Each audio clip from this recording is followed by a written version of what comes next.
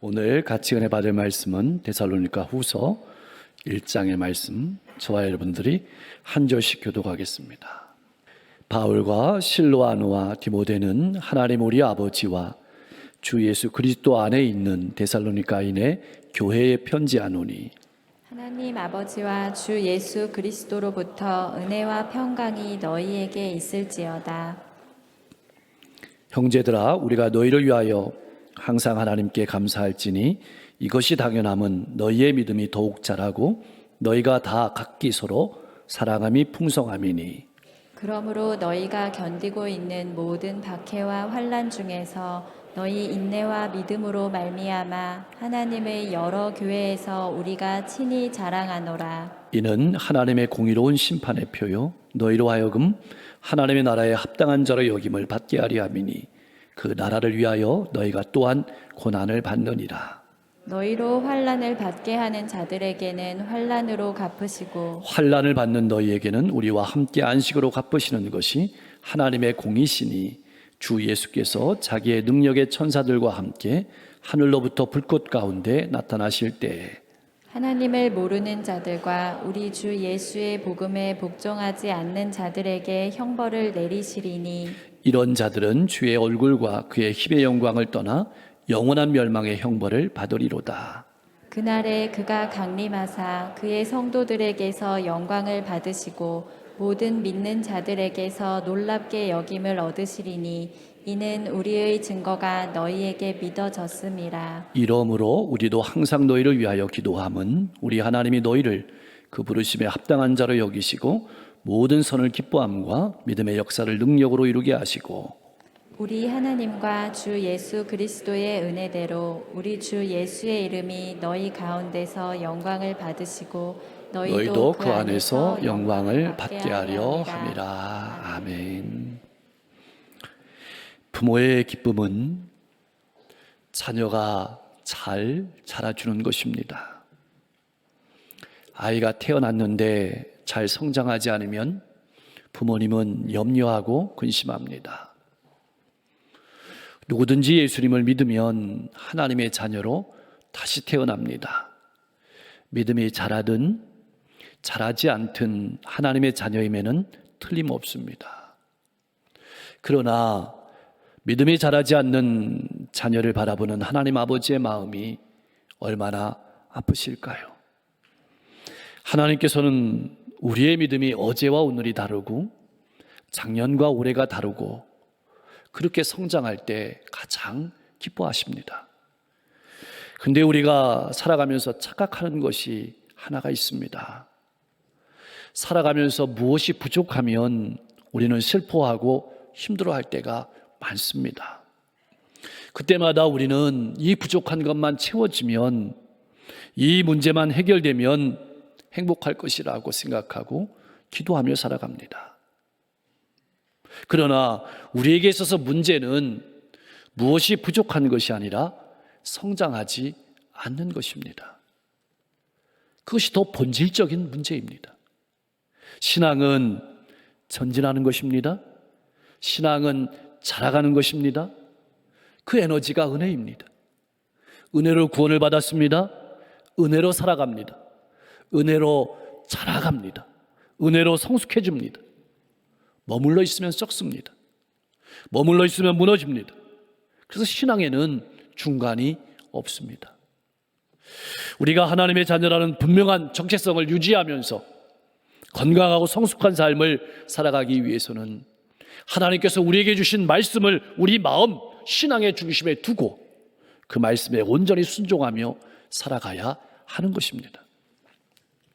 우리가 건강한 신앙의 삶을 살아가기 위해서 깨달아야 될 것이 하나 있습니다. 우리는 이 땅에 살아가고 있지만 하나님과 예수 그리스도 안에 살고 있음을 깨달아야 합니다. 이게 단순한 말이 아닙니다. 이 말은 우리의 모든 삶을 하나님께서 알고 계신다, 감찰하신다. 이 감찰하신다는 말은 우리가 사용하는 언어로는 부정적이지만 이것은 다 지켜보고 계신다, 알고 계신다. 우리의 아픔을, 우리의 환난을 하나님께서 다 지켜보고 아신다는 겁니다. 이것을 알고 믿는 것이 바로 은혜이고 복입니다. 성도들은 하나님과 예수 그리스도로부터 내려오는 은혜와 평강으로 살아가는 사람입니다. 그런데 많은 사람이 오해하는 것이 평강입니다. 평강은 스트레스가 없어야 생기는 것이라고 생각합니다. 그래서 경제적인 여유도 있고 마음이 평안한 것을 평강이라고 생각합니다. 아닙니다. 성경이 말하는 평강은 생활에 염려가 없어서 오는 것이 아닙니다. 세상살이가 편하다고 오는 것이 절대 아닙니다. 데살로니가 성도들의 삶은 절대로 평안하지 않았습니다. 그들은 복음 때문에 심한 박해를 받았습니다. 직장을 가질 수도 없었고 사업을 제대로 할 수도 없었습니다. 경제적으로 쪼달린 삶을 살아야 했습니다. 그런 역경 속에서도 데살로니가 성도들은 평안을 누렸습니다. 무엇 때문이었을까요? 그 주님의 십자가의 구속의 은혜가 있었기 때문입니다. 하나님의 사랑이 있었기 때문입니다. 부활의 소망이 있고 하늘의 소망이 그들의 마음을 가득 채웠기 때문입니다. 그래서 역경 속에서도 평안을 누릴 수 있었던 것입니다. 여러분 꼭 기억하십시오. 성도의 삶은 이 구원의 은혜를 날마다 경험하며 하나님의 말씀을 따라 살아감으로 주시는 은혜와 평강으로 성장하고 성숙해가는 과정입니다. 신앙생활은 과정입니다. 사랑하는 성도 여러분, 우리가 주의 깊게 바라봐야 될 단어가 있습니다. 형제들아. 그렇게 멀리 떨어져 있는데 바울 사도는 데살로니가 성도들을 남으로 바라보지 않았습니다. 한 몸으로 바라봤습니다. 형제로 바라봤습니다. 나는 교회 안에서 혹은 이웃교회 성도들을 어떻게 바라보고 신앙생활하고 있습니까? 데살로니가 성도들을 생각할 때마다 바울은 하나님께 감사하지 않을 수가 없었습니다. 왜냐하면 그런 박해 속에서도 데살로니가 성도들의 믿음이 성장했고 성도를 향한 사랑은 더욱더 풍성해졌기 때문입니다. 로마의 황제 네로가 치리하던 시대에 나이 많은 한 성도가 로마 병사들에게 이끌려서 원형 경기장으로 그리고 사나운 맹수 앞에 던져졌습니다. 얼마나 두려웠을까요? 근데 이분이 맹수에게 던져지기 전에 쓴 글이 있습니다. 이런 내용이었습니다. 불로 지지고 쇠뭉치로 때려보시오. 사납고 힘센 맹수를 보내 내 뼈를 자르고 비틀고 으깨어 보시고 내 사지를 꺾고 내 몸을 부수어 보시오. 악마같이 잔인한 고문으로 공격해 보시오. 오히려 그것이 나를 예수 그리스도에게로 더 가까이 이르게 할 것이오. 어떻게 이렇게 참혹한 고통 중에서도 끝까지 믿음을 지킬 수 있었을까요? 이는 그들에게 주 예수 그리스도에 대한 믿음과 하나님 아버지의 사랑하심과 하늘나라의 소명이 분명했기 때문입니다. 데살로니가 성도들은 박해를 받으면서도 진리를 타협하지 않았습니다. 인내하며 주님을 신뢰했습니다. 그들은 서로를 사랑했습니다. 그들의 믿음은 성장했고 그들의 사랑은 점점 더 풍성해졌습니다. 하나님을 모르던 그들이 성도로 변한 것입니다. 하나님 나라에 합당한 삶으로 변한 것입니다. 그들의 가치관과 인생관이 달라진 것입니다. 하나님 앞에 살아가고 하나님 나라를 바라보며 살아갔던 것입니다. 참 바울의 감사 내용을 들여다보고 있노라면 마음 한구석에 들려오는 소리가 있습니다. 너는 무엇 때문에 감사하니? 여러분은 무엇 때문에 감사하십니까? 가만히 우리의 감사를 생각해 보면 우리의 감사는 무엇이 해결되었기 때문에 감사할 때가 있습니다. 조건 때문에 감사할 때가 많습니다. 질병이 나았든지, 일이 잘 풀리든지, 좋은 학교에 진학하든지, 물론 그것도 좋은 감사입니다. 그러나 우리가 잊지 말고 기도하고 잊지 말고 감사해야 될 것은 믿음과 소망, 사랑으로 자라가는 것입니다. 우리의 믿음이 더 자라고 우리의 사랑이 더 풍성해지고 우리의 소망이 더 분명해지는 것, 이것이 우리의 본질적인 기도와 감사의 내용이 되어야 하는 겁니다. 그렇다면 왜 하나님께서는 고난이라는 도구를 사용하시는 것일까요? 믿음은 고난을 통과하여서 단단해지기 때문에 그렇습니다. 고난을 통해 성도들은 자신에 대해 모르던 부분들을 깨닫게 됩니다. 내가 이렇게 연약한 존재였구나. 내가 이렇게 보잘것없는 존재이구나. 내가 가지고 있는 것은 아무것도 아니구나. 그래서 하나님을 바라보게 됩니다. 하나님을 의지하게 됩니다.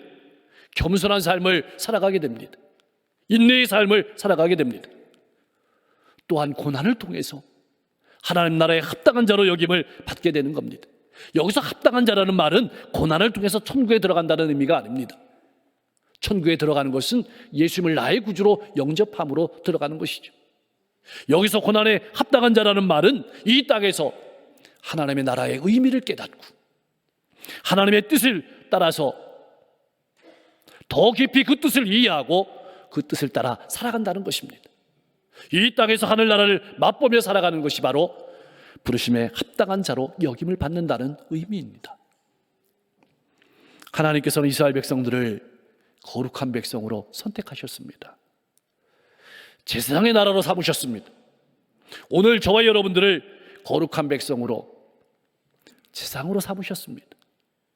그런데 이스라엘 백성들에게는 하나님의 백성다운 면모가 전혀 없었습니다.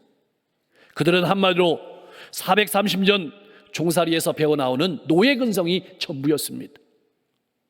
노예 근성이 어떤 것입니까? 원망과 불평이 가득합니다. 입만 열면 원망이 나오고 불평이 나오는 겁니다. 받는 것이 몸에 배어 있습니다. 거지 근성이죠. 보는 데서는 잘하는 것 같은데 누가 보지 않으면 비방하고 험담하는 모습. 은혜를 받기는 잘하는데 그 받은 은혜를 3일을 지탱하지 못하고 쏟아버리는 겁니다. 그것이 바로 이스라엘 백성들의 모습이었습니다. 그런데 이러한 노예 근성을 없애는 것은 그들의 힘으로 가능한 일이 아니었습니다. 그래서 하나님께서는 많은 고난과 환난으로 그들의 자아를 깨뜨리신 겁니다. 그래서 겸손해졌습니다. 하나님을 사모하고 그 은혜를 사모했던 것입니다. 하늘나라를 바라보고 소망하며 살아가게 되었던 것입니다. 그런데 말입니다, 성도의 고난이 하나님의 공의의 심판을 보여주는 것이라는 말은 이해하기 힘든 부분이기도 합니다. 그렇지 않습니까? 무슨 뜻으로 이 말씀을 기록하셨을까요? 사랑하는 성도 여러분, 이것을 우리가 꼭 기억해야 합니다. 하나님은 성도를 온실 속에 놓아두기를 원하지 않으십니다. 우리가 살아가는 현실도 온실이 아닙니다. 이러한 상황 속에서 성도가 인내하고 믿음을 지키는 것은 하나님의 심판에 대한 소망을 가지고 있다는 증거입니다. 그리고 심판의 때에 반드시 하나님께서 알아주신다는 믿음이 있는 겁니다. 그것이 바로 공의로운 심판의 표가 되는 것입니다. 여러분, 우리가 반드시 알아야 될 것이 있습니다. 우리는 하나님 나라를 위해서 고난받는 존재라는 사실입니다. 부인할 수 없는 사실입니다. 우리가 반드시 바라보고 나아가야 될 지향점은 하나님 나라에 합당한 자로 여김을 받는 것입니다. 이것이 우리의 지향점이 되어야 합니다. 사람에게 인정을 받는 것도 좋습니다. 인정을 받아야 합니다. 그러나 사람에게 인정은 받지 못하더라도 하나님께는 인정을 받아야 합니다. 사람을 의식하기보다 하나님을 의식하고 살아가야 합니다. 이런 영적 감각을 회복해야 합니다. 그것이 우리가 지녀야 될 신앙의 기본 자세입니다. 우리는 이 땅을 살아가는 동안 사람들과 더불어 살아갑니다. 그런데 그 많은 사람들 중에는 우리의 믿음을 방해하고 또 우리의 믿음을 조롱하는 그런 사람들도 있습니다. 그런 일을 당하게 되면 낙심하게 됩니다. 화도 납니다. 반격하고 싶은 마음도 생깁니다. 한바탕 전투를 해야 직성이 풀리기 마련입니다. 괜히 속으로 아파하고 겉으로는 안 그런 척하다가 속병 만듭니다. 그러나 신앙인은 달라야 합니다. 사도 바울은 일평생 환난과 핍박을 당했습니다. 억울함과 모함을 밥 먹듯이 먹었습니다. 그러나 그는 그러한 인생을 살아가면서도 자신이 데살로니가 성도들에게 준 권면대로 자신도 그 삶을 실천하며 살았습니다. 그것이 데살로니가전서 5장 16절에서 18절에 나오는 말씀입니다. 우리 같이 한번 고백하겠습니다. 항상 기뻐하라, 쉬지 말고 기도하라, 범사에 감사하라. 이것이 그리스도 예수 안에서 너희를 향하신 하나님의 뜻이니라. 아멘. 그는 하나님께서 다 알아주시고 갚아주실 것을 믿는 신앙인이었습니다. 사랑하는 성도 여러분, 우리는 기억하며 살아야 합니다. 무엇을 기억하며 살아야 할까요? 우리가 이 땅에서 살아가는 삶의 모든 과정의 고난은 공짜가 아니라는 것입니다. 예수 그리스도께서 마지막 날에 심판의 주님으로 오실 것입니다. 우리의 말에 마지막이 좋아야 모든 것이 좋다는 말이 있습니다. 예수님께서 다시 오시는 날 천국 잔치에 참여하는 영광을 얻었을 때 우리가 이 땅에서 믿음을 가지고 부르심에 합당한 자로 살기 위해서 흘린 눈물과 땀, 수고와 고난은 그야말로 아무것도 아니었음을 알게 될 것입니다. 그 영광에 비한다면 우리는 늘 하늘 전망대에 올라서 우리의 인생을 새롭게 바라보며 살아가야 합니다. 사랑하는 성도 여러분, 여러분이 믿는 주님은 어떤 분이십니까? 어떻게 고백하며 살아가십니까? 주님은 갚아주시는 분입니다. 그런데 갚을 것이 있어야 갚지 않겠습니까? 주님의 이름과 하나님 나라를 위해서 고난을 견디며 살아온 모습은 없는데 무엇으로 갚아주시겠습니까? 주님을 위해서 손해본 일이 있습니까? 교회를 섬기다가 억울한 일을 당하고 애매한 누명을 쓴 적이 있습니까? 주님의 복음을 위해서 희생을 당해본 일이 있습니까? 주님의 말씀을 따라 살려고 몸부림치다가 고난을 겪어본 일이 있습니까? 성경은 우리에게 묻고 있는 겁니다. 하나님은, 우리 주님은 갚아주시는 분입니다. 알아주시는 분입니다. 이 말에는 더 깊은 의미가 있습니다. 하나님 알기를 거부하고 복음에 순종치 않는 사람들이 잘 되는 것에 대해서, 악인이 잘 되는 것에 대해서 실망할 필요가 없다라는 것입니다. 때로는 우리 머리로 이해되지 않는 것에 대해서 실망할 필요가 없다고 말씀하시는 겁니다. 악인의 형통을 부러워하지 말며 당하고 있는 고난에 좌절하거나 낭망하지 말라는 격려의 말씀이기도 합니다. 악인의 형통을 부러워한다는 사실은 주님의 재림을 믿지 못하고 있다는 증거이기도 합니다. 나는 어떻습니까? 이제 바울 사도는 데살로니가 성도들을 위해서 끊임없이 기도합니다. 주님이 재림하시는 날 하나님의 공의로운 심판이 분명히 있고 또 믿는 성도들은 그리스도의 영광에 동참하게 될 것이라는 사실이 너무나도 분명하기 때문에 기도하지 않을 수가 없습니다. 첫 번째로는 부르심에 합당한 자가 되게 해달라고 기도했습니다. 참 눈여겨봐야 될 것은 천국에 들어가기에 합당한 자가 아니라 부르심에 합당한 자가 되게 해달라고. 이 부르심은 세상의 성도로 살아가면서 하나님의 은혜와 축복을 받고 누리고 살아가며 순종하는 사람으로 부르신 부름을 잊지 않고 살아가게 해달라는 고백입니다. 두 번째로는 부르심에 합당한 일을 하게 해달라는 기도입니다. 하나님이 우리를 구원하신 중요한 목적은 주님의 말씀에 따라서 선한 일을 하는 것입니다. 그래서 디도서 2장 14절은 이렇게 선언하고 있습니다. 같이 한번 읽어보겠습니다. 그가 우리를 대신하여 자신을 주심은 모든 불법에서 우리를 속량하시고 우리를 깨끗하게 하사 선한 일을 열심히 하는 자기 백성이 되게 하려 하심이라. 아멘. 자, 우리의 문제가 무엇일까요? 구원받은 것으로 만족하며 살아간다는 것입니다. 하나님이 우리에게 주시는 구원은 분명 은혜의 선물입니다. 그러나 선물은 가만히 모셔놓고 있는 것이 아니라 사용해야 합니다. 여러분이 아내나 남편이나 부모나 자녀에게 선물을 주었는데 그냥 그대로 두고 사용하지 않는다면 여러분 마음이 어떨까요? 선물을 받은 사람이 열어보지 않거나 어쩌다 한 번씩 사용한다면 선물의 가치가 드러나지 않을 것입니다. 우리에게는 하나님 나라와 복음을 위해서 해야 할 많은 일들이 있습니다. 이것을 기뻐해야 합니다. 이것에 대한 열심이 있어야 합니다. 이것에 대한 자기 열망이 있어야 합니다. 늘 하나님 나라와 복음을 위한 그 일에 기뻐하는 마음이 있어야 합니다. 셋째로 바울 사도는 자신의 삶을 통해서, 데살로니가 성도들의 삶을 통해서 주님의 영광이 드러나기를 기도하고 기대했습니다. 우리는 주님의 때에 주님의 영광을 바라볼 것을 기대하며 살아갑니다. 근데 이것 아십니까? 주님께서도 그날에 우리의 삶 속에서 주님의 영광을 보기를 원하시는 겁니다. 눈여겨보아야 될 표현은 믿음의 역사를 하나님의 능력을 통해서 이루어지게 해달라고 기도했습니다. 우리가 뭔가 하나님을 위해서 일을 할 수 있다고 생각할 때가 얼마나 많습니까? 절대 아닙니다. 우리는 하나님의 일을 할 수 없습니다. 하나님의 일은 하나님께서 하십니다. 하나님께서 우리를 통해서 하십니다. 우리는 도구일 뿐입니다. 사랑하는 성도 여러분, 바울 사도는 일평생 주님의 종으로 살았습니다.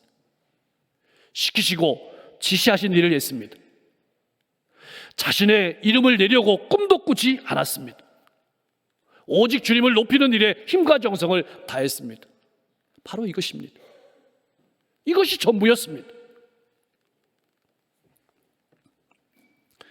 우리는 예수를 믿어서 내가 잘 되고, 내 가정이 잘 되고, 내 사업이 잘 되고, 내 교회가 잘 되는 것에 초점을 맞출 때가 있습니다. 그러나 이들은 그것이 초점이 아니었습니다. 예수 믿는 나를 통해서, 내 가족을 통해서, 우리 교회를 통해서 예수의 이름이 찬양받고 하나님이 영광을 받으시는 것입니다. 여러분, 이것이 부름에 합당한 삶입니다. 하나님께서 반드시 알아주십니다. 눈에서 눈물을 닦아주십니다. 멸관을 주십니다. 하나님은 갚아주시는 분입니다. 2000년 전에는 바울과 데살로니가 성도들이 그 주인공이었다면 오늘 이 시대에는 우리 모두가 그 주인공이 될 수 있기를 주님의 이름으로 간절히 축원합니다. 기도하겠습니다. 하나님 아버지, 우리의 신앙이 머물러 있지 아니하고 하나님의 말씀 안에서 건강하고 성숙한 신앙으로 자라가게 하여 주옵소서. 그 안에서 은혜를 누리며 하늘 소망으로 평안한 삶을 살아가게 하여 주시옵소서. 어떤 세상의 문화 속에서도 진리를 따라 살아가게 하시고 인내하며 서로를 풍성한 사랑으로 사랑하며 살아가게 하여 주옵소서. 우리의 감사가 환경이나 조건을 뛰어넘어 하나님의 은혜와 사랑 때문에 감사하며 살아가는 신앙인 되게 하여 주시옵소서. 사람을 두려워하는 신앙인이 아니라 하나님을 두려워하는 삶을 살아가게 하여 주시고 주님께서 알아주실 것을 바라보며 묵묵히 신앙의 길을 걸어가게 하여 주옵소서. 구원받은 것으로 만족하는 신앙이 아니라 부르심에 합당한 삶을 살아가며 주님의 영광을 드러내며 살아가게 하여 주옵소서. 이태원에 수많은 사상자가 발생했습니다. 더 이상 희생이 없게 하여 주옵소서. 이 가을에 애곡백가가 풍성한 열매를 맺는 것처럼 우리 교회의 부흥성회와 찬양과 말씀의 집회를 허락하여 주셨습니다.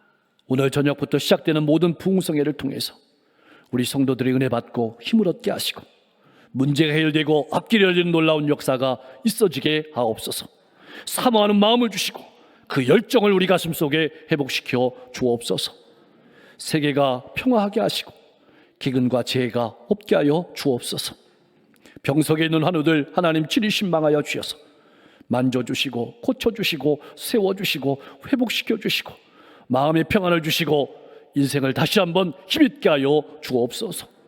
성도들의 가정과 사업장을 복주셔서 풍성한 가운데 하나님의 사랑을 나타내며 살아갈 수 있도록 역사해 주옵소서. 이 강릉 땅의 300여 교회가 부흥하고 성장하게 하시고 이 대한민국의 6만 교회 세계 일방의 교회들이 성장하며 주님의 향기를 드러내는 삶을 살아가게 하옵소서. 선교사님들의 발걸음을 기억하셔서 저들이 기도하며 복음을 들고 가는 곳마다 수많은 영혼들이 주님께 돌아오게 하옵소서. 특별히 교회 안과 교회 밖의 모든 사역들을 통해서 이 가을에 풍성한 열매가 맺어지며 하나님을 영화롭게 하는 시간들 되게 하여 주시옵소서. 예수님의 이름으로 간절히 기도하옵나이다.